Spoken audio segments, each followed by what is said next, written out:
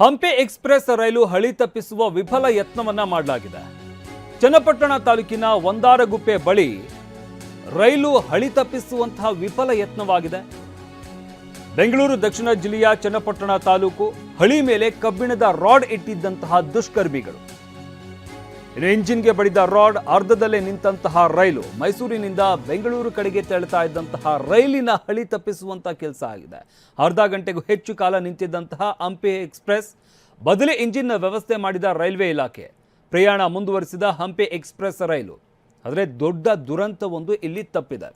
Hampi express ರೈಲಿನ ಹಳಿ ತಪ್ಪಿಸುವಂತಹ ವಿಫಲ ಪ್ರಯತ್ನವನ್ನ ಮಾಡಲಾಗಿದೆ. ಚನ್ನಪಟ್ಟಣ ತಾಲೂಕಿನ ಒಂದಾರಗುಪ್ಪೆ ಬಳಿ ಯಾರು ಮಾಡಿದ್ರು ಅನ್ನೋದ್ರ ಬಗ್ಗೆ ತನಿಖೆಯನ್ನು ನಡೆಸಲಾಗ್ತಾ ಇದೆ. ಬೆಂಗಳೂರು ದಕ್ಷಿಣ ಜಿಲ್ಲೆಯ ಚನ್ನಪಟ್ಟಣ ತಾಲೂಕಿನ ಬಳಿಯಾಗಿರುವಂತಹ ಘಟನೆ ಇದು. ಹಳಿ ಮೇಲೆ ಕಬ್ಬಿಣದ ರಾಡ್ ಇಟ್ಟಿದ್ದಂತಹ ದುಷ್ಕರ್ಮಿಗಳು ಇಂಜಿನ್ಗೆ ಈ ರಾಡ್ ಬಡಿದಿದೆ.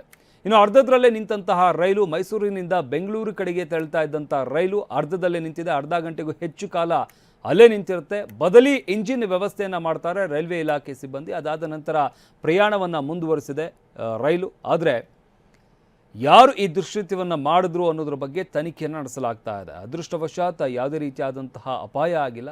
ಇಂಜಿನನ್ನು ಬದಲಾಯಿಸಲಾಗಿದೆ. ಆದರೆ ದೊಡ್ಡ ದುರಂತ ಒಂದು ತಪ್ಪಿದೆ.